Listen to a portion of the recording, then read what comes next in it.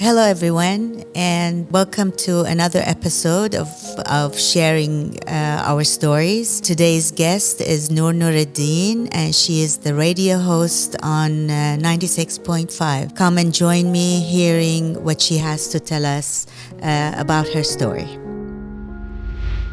Hi, Noor. Hi, Mama. Nice to have you here with us. Thanks. Nice to be here. I wanted to hear your story. I want your followers to hear your story. Okay. I guess they see you, they hear you on the radio, but they don't know who Nooruddin is. I guess they hear me more than they see me. They see you too, but I don't think they know who Nooruddin is. Maybe. So let's tell them your story. Okay. Okay, and let's start from high school. Okay. Just start from high school? Yeah, I mean, from high school, how was high school? What made you think of what you wanted to study in college? You know, what So took like you academically, I guess, or Yeah. career-wise? Yeah. Okay. High school was great. I loved my high school experience. I don't know. I always had many interests. It was never just one thing. I spent high school kind of exploring a few of those things. And we had a psychology IB class. So when I took that, I was like, okay, I want to study that. When I go to college, I had a few options, but psychology was the one. That's interesting. Yeah. Oh, okay. You didn't know that? No. You're my mother. I know. Sorry. You saw me go to take psychology. Okay. Yeah. Then why did you think I took it? I don't know. I think you were kind of like good with your relationships. You were good with people. Yeah. And you wanted to sometimes study them more. I do, yeah. Yeah. I find people very fascinating. Yeah. And human behavior very fascinating. And I guess the class was so fun. It made me realize that. I don't know. Yeah. But it seemed like a thing I wanted to continue with. And I also was not able to take a theater arts class for high school. So that was something that was also a big thing I was thinking about. Oh, you thought about performing also? Yeah, for the way that IB worked, right, was that you pick your classes for the last 2 years of school, and the theater arts was the one I wanted, but they didn't want to open a class for it, or they weren't convinced that enough people were going to sign up, so I ended up taking visual arts. So then my focus went on psychology in that, because of that. So I went ahead with psychology in college, which was great. The same feeling I had in high school when I was taking the psych classes continued, which was good feelings. I still enjoy learning about it. And while I was in college, I found out that my university had a media communications certificate diploma. Mm-hmm. So I was like, yes, I want to do that too. So I jumped in on that one, and I tried to double major in English as well. I don't know if you remember. I don't know actually if I told you. No, you never told me that. But it was kind of the plan to take psychology and English or English literature as a double major. But the rules of the university didn't allow it, because they didn't allow taking two majors in the same school. So I settled with the minor. Okay. And then when I found the media communications diploma, I was like, okay, great. So now I kind of feel like I double majored in a way. No, but the minor was creative writing. Yeah. So the media is not the No, they're separate. I'm getting confused. Okay. Yeah, they're separate, but the kind of the load work I added up together equated to another major for me. So it felt like I was going in with two majors, which was initially what I wanted. Okay. And media is also one of my big interests, so I was really fascinated. I took a digital media literacy class in the university, and that's when I was like, oh, I want to do this diploma. So I went in and I signed up for the diploma. Okay. So tell me about creative writing. What about? What was it that made you go and and minor in that. I mean, I remember when you were a kid, you used to write poems. Yeah. Remember? I sure do. Yeah. It actually started in grade 6 when we had a group assignment where we had to write a short story. And I don't know, I just, one day, it was like the night before the assignment was due, I sat on the computer and I just started typing, and I typed out like 10 to 20 pages of a story that just came out of me. And I thought that was fine, whatever. And I took it to school, and then the teacher got so excited. And then she talked to you guys, and she was like, "Oh my God, Noor can write, la la la." And I was like, "Oh, really?"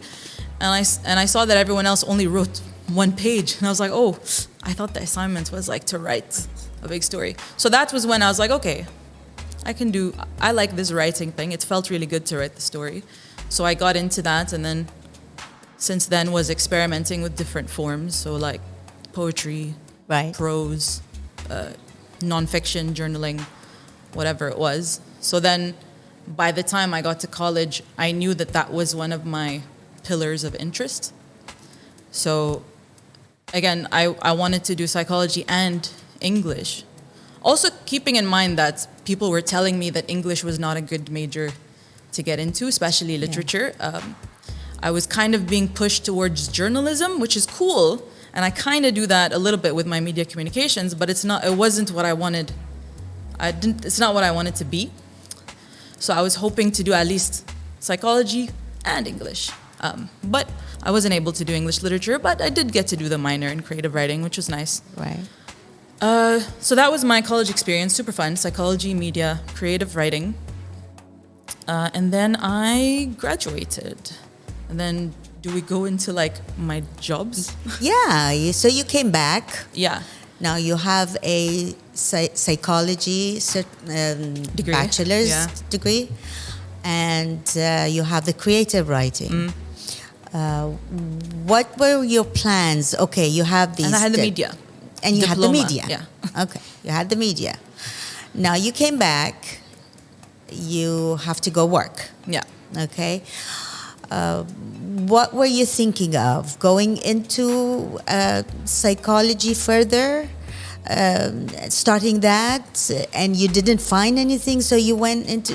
What happened? No, I just... I took things one step at a time. I wasn't really planning. Before I graduated, I had already started working on this company, Racer Times, that a couple of friends were starting up.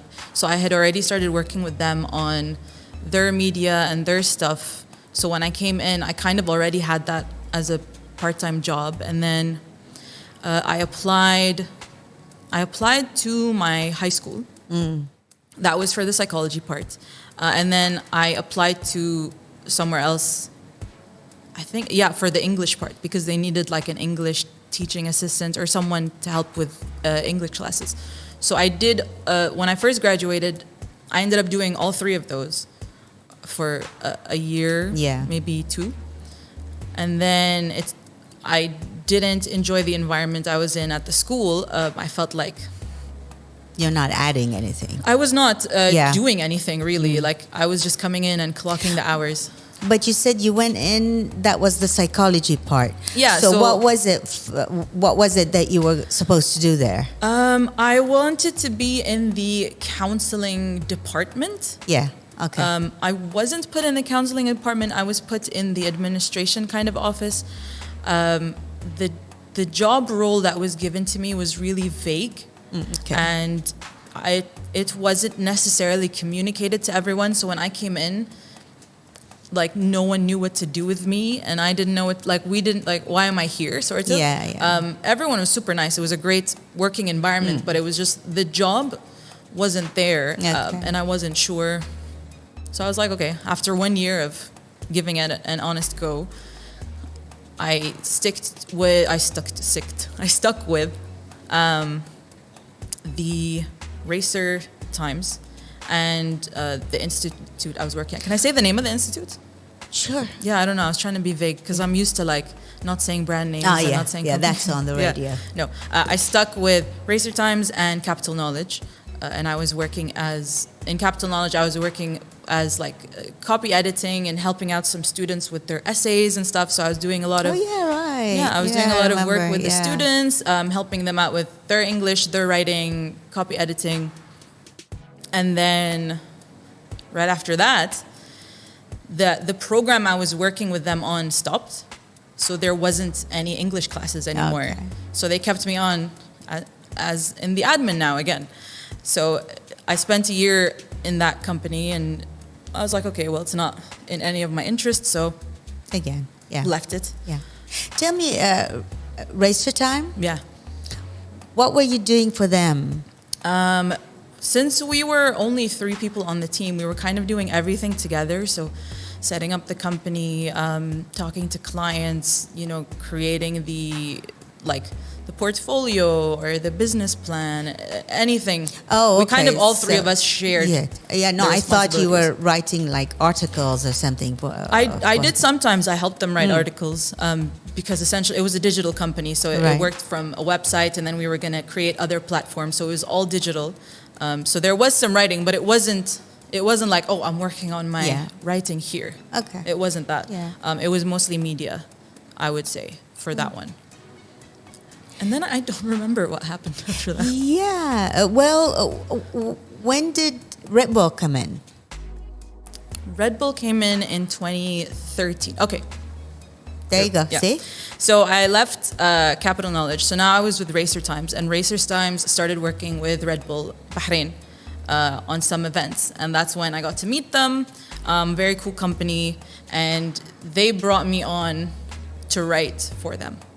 And that's kind of how the relationship started, and it blossomed, and it turned into more digital work, their websites, managing the websites, writing for the websites, social media assistance, whatever it was. And then they opened up Malja and brought me on as one of the team that opened up Malja and ran Malja.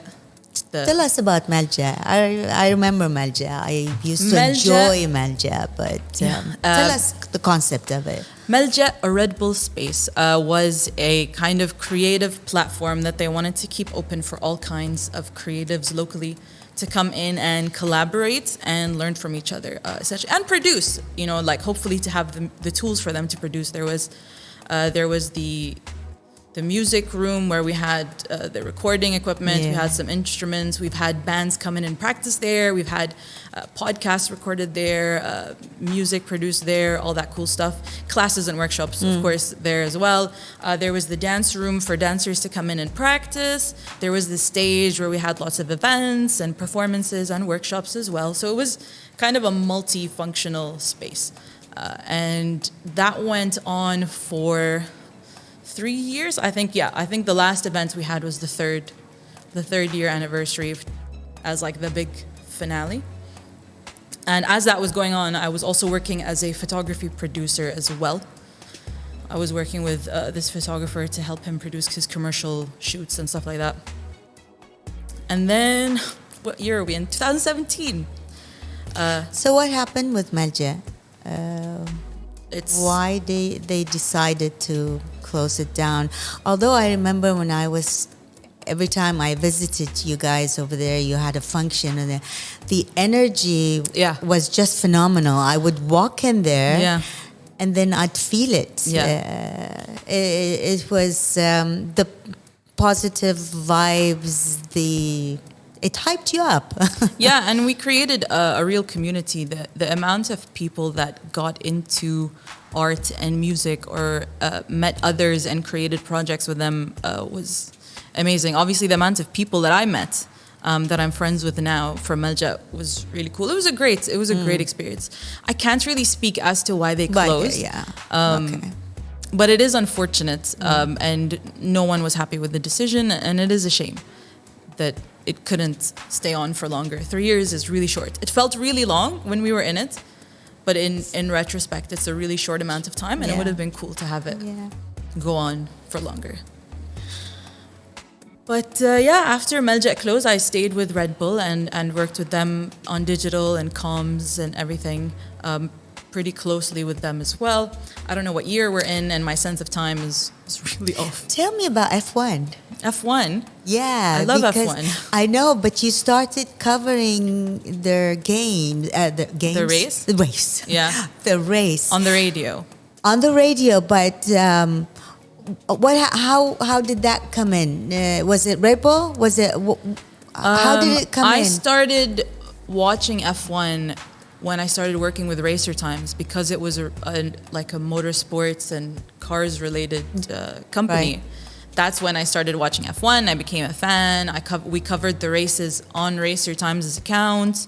Obviously, Red Bull have Red Bull Racing and AlphaTauri in the F1 season. So when I'm working with Red Bull, I'm also very involved with F1 as well because it's a big part of the campaigns and activations locally. So that's where F1 comes into my life. So then when I joined the radio, it just felt like a natural thing to add to my program. Okay, now we're getting to the radio now. Yeah. So The radio. Yeah, the radio. Okay, how did you get into becoming a radio host? What happened was, I don't remember what year, so I'm going to say 2018, because I guess it was 2018. Mm-hmm. They opened up auditions, and I was like, yeah, that's for me. So I applied. I sent in voice notes with my recordings, a sample playlist, whatever it was that they required me to send, and I went through the selection process. As to why I did it, because I had some people who were like, what? We didn't know you wanted to do that. I have a lot of things that I want to do in my life. No, but was it the music part, or was it because you want, like you're a good host? Both. It's both. It's all of it. Yeah. yeah. I like to perform in, like how I can do public speaking and how I wanted to do acting. And when I was a kid, I wanted to be a singer and a rock star. So performance and talking is part of my thing, and I love music so much. So I always knew that at some point I wanted a radio show. Like it's always been, Right. It's just a fact of my existence. Like, yeah, this is gonna happen at one point. So when they opened up the auditions, I was like, yeah, this is the moment. So I applied, went through the selection process, did my best, and then got started on training and stuff, which was great. Nice. Yeah. And and then you started covering the F1 race on the radio. When we start off, we have a lot of kind of freedom, and everyone wants their show to be unique. So you need to bring your own personality to the show. So in my list of interests, like pop culture, movies, TV shows, Right. Obviously music, etc. One of them was F1, and knowing that the Formula One is such a big event in Bahrain, it just made sense to bring that to my show. I certainly don't cover every race, at least not live the way I did for the Formula One Gulf Air Bahrain Grand Prix. But when it came to the Formula One Gulf Air Bahrain Grand Prix, I thought, well, why not? I have to. It's Yeah. part, I can't be talking about F1 all year long and then not cover what for us is the biggest race of the season, which is the Bahrain race.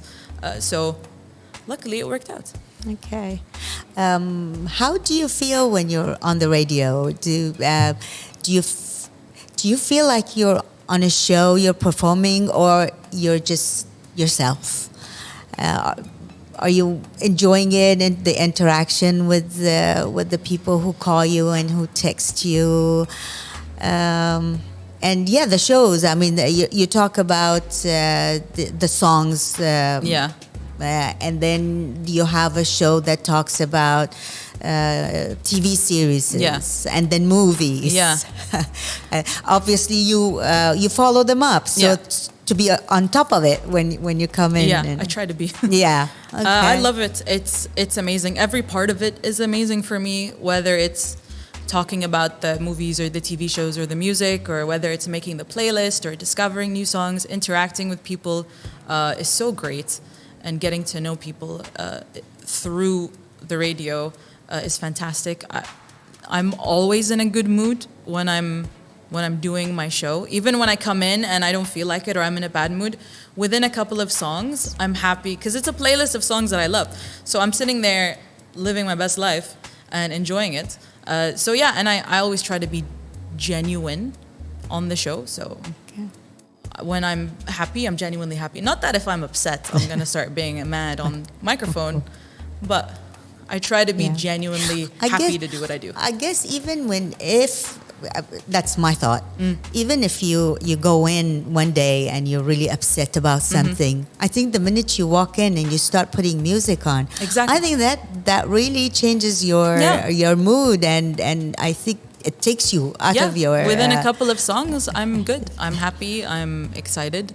And I enjoy it. I enjoy it a lot. It feels amazing. Great. Yeah. Well, you have a nice team there, to be honest. Everyone's so fun. Yeah. It is fun.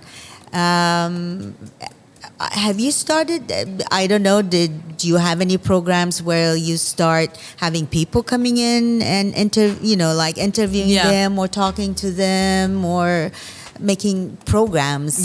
I mean, interviews are definitely a part of the shows. I don't know if talk shows, I don't know if that's in their long-term plan, so I'm not sure. But we do have interviews regularly on the shows. The problem is with COVID, there is a lot of precautions with who gets to come into the studio, and we try not to have people, visitors come into the studio often. But once we get, past that and things get better, definitely, we do try to integrate interviews and tell interesting stories on the radio. Okay. That's interesting. Tell me, what about your psychology now? Are you planning to, because I know you're amazing with kids. Thanks. I love kids. Okay, I know. I see you with kids. I know you can do a lot with them. Have you ever thought of going back and doing something about your psychology major? Yeah, I think about it all the time. It's again, it's like one of my pillars, so I know that I'm gonna go back to it eventually. It's not what I'm doing today, but I know that the day will come where I kind of shift my sights or something comes in, and I'm definitely working on it. So it's radio and writing is what I'm doing right now, but I don't know if it's what I'm doing tomorrow. So psychology is definitely in there.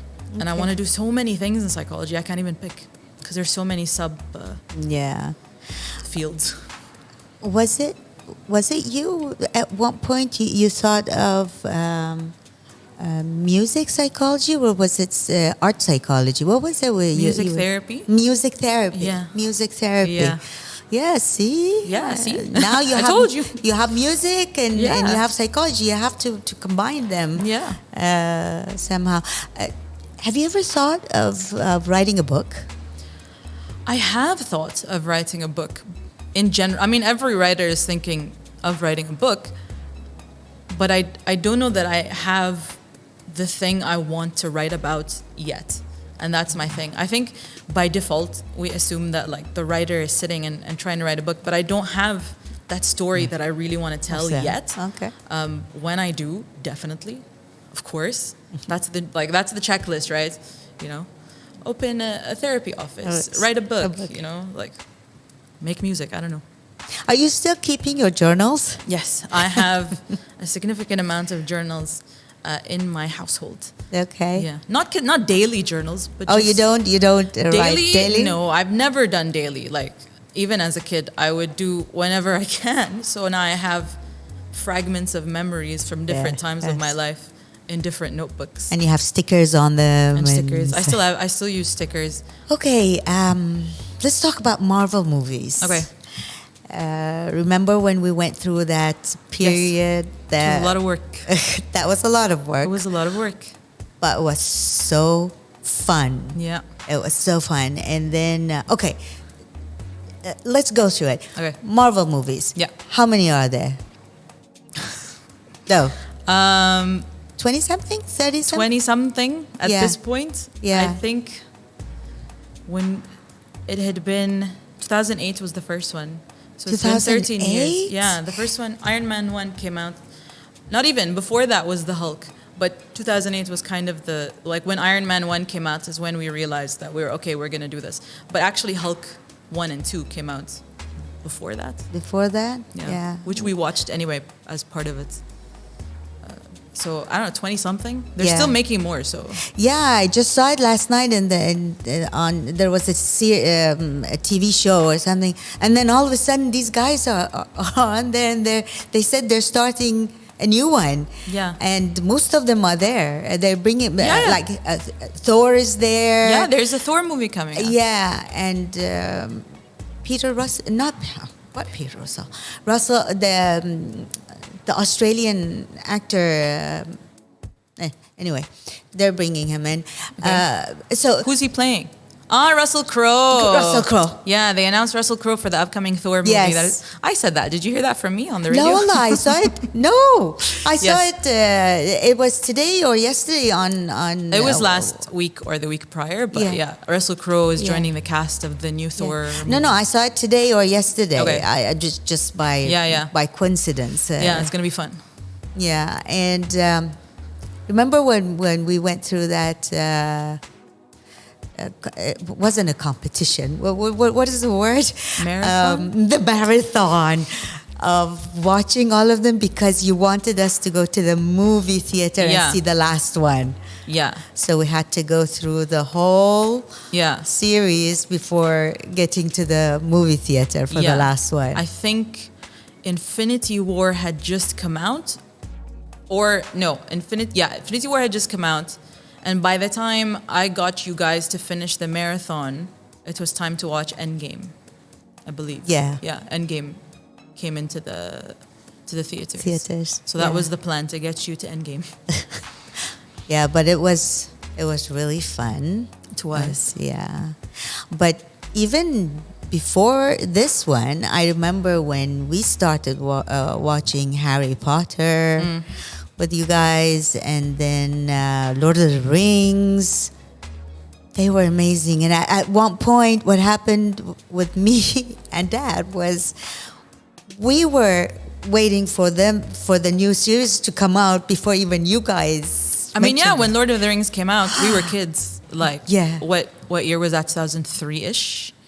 I was 13, no 12. way. Yeah, I was, It was, Lord of the Rings was the beginning of putting fantasy and these kinds of films in the mainstream, especially when it got all the awards that year. Do you remember that the year when Lord of the Rings got all the awards? Oh my God, yeah. So that was the first one, and then came Harry Potter a couple of years later. Harry Potter, or around the same time, actually. Harry Potter was after Lord of the Rings, around the same time. Lord of the Rings was already huge because of the books. Obviously, Harry Potter was huge because of the books as well, but the Lord of the Rings books is so old that they were so huge by the time they hit the theater. Oh, okay. So it's like the OG of fantasy film and mainstream. Do you ever think about, when you go and, I did not read the books. Yeah. I just watched the movies. Lord of the Rings? Both of them, even Harry Potter. Yeah. Okay. But even watching the movies, I wonder how these writers write these books. Yeah. The imagination behind it. Yeah. It's, and then to make a language, right? Yeah, Lord of the Rings, yeah. Yeah, Lord of the Rings, they had different languages and they were talking as if it's a proper language. So imagine the writer going through all of that. I just, it's not hard. It's just a lot of work. I mean, if you have the imagination, like everyone has the imagination. I think. But it just takes like the commitment to sit there. And obviously Lord of the Rings is a beautiful, massive piece of work. And I can't imagine creating my own language. But it's doable. Yeah, I mean, like anyone could, if they put in the work, I think, create something as beautiful and as imaginative as any wonderful piece of fantasy. I think. Star Wars. Star Wars. Tell me about Star Wars. Tell me about. The love of my do you life. Still have your lightsaber? Yeah. Of course. Where am I gonna? Yeah. Yeah. Star Wars. My love for Star Wars. I was a kid. Obviously, the first Star Wars movies came out in the 70s, so I did not exist. But I grew up with my cousins who really, really, really loved Star Wars, and because I looked up to them so much, I loved Star Wars in return. And then the prequels came out, and I was a kid. The prequels are Episode 1, 2, and 3. They came out in the early 2000s, and I loved them. And yeah, I've always had this love for Star Wars, as you know. I know. Yeah. I think I have to go back and watch them. Star Wars. Yeah.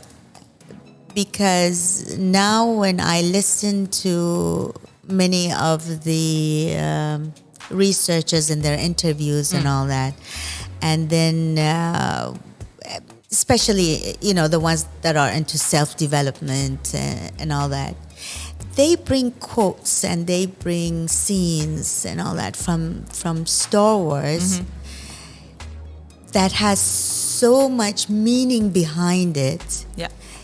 For real life, that is just amazing.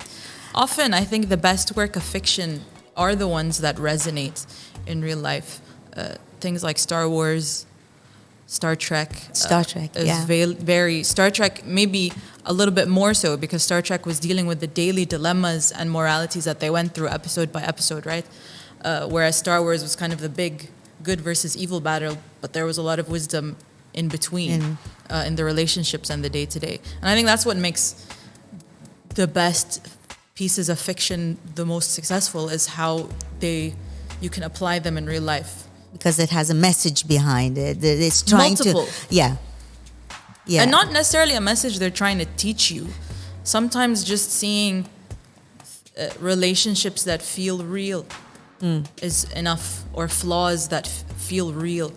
I don't know if they always have to teach you lessons, but for you to feel like, I feel that. Yeah. That's what I think resonates.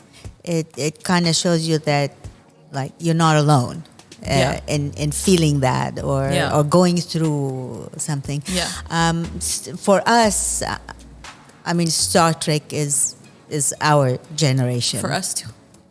Okay. Well, it started from our generation. Well, Star Wars was in the 70s. Don't steal it from us. Okay. But it was black and white, and we'd wait for weeks to see one episode. Now, the interesting part about it is it was so like into the future. Okay. And now we are into the future, and so many things of it have come true. Okay. We're still waiting for one thing, though. What? Beam me up, Scotty. Yeah.